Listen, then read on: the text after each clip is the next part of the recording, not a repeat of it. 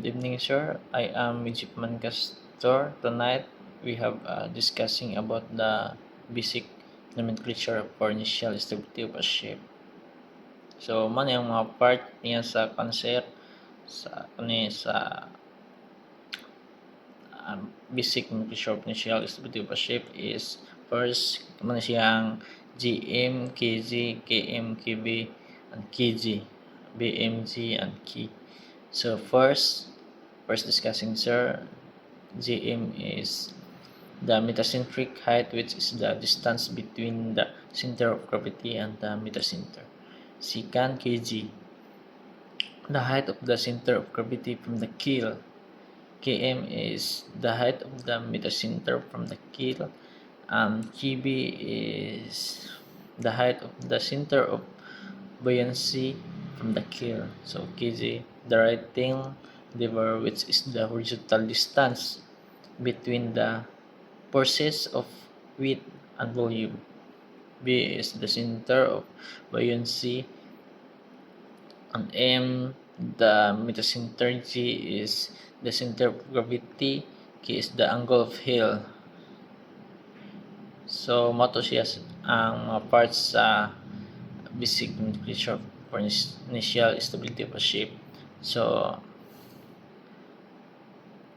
the metacentric height GM is a measure of a ship. Initial stability of a higher GM volume indicates better initial stability. So, tas initial stability, sir, is the resistance of a ship is small, changing in the difference between the vertical forces applied at its two sides. So, kung bisayon, sir, mo niya siya kakayahan sa barko nga makasugakod sa gagmay nga kalahian sa kusog gibutang sa two side or isig kakilid. So, initial stability of a ship is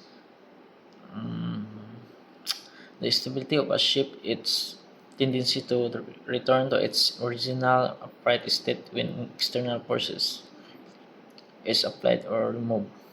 So, mo na yang kinaya sa barko nga makabalik sa iyang original nga posisyon or human magamit ang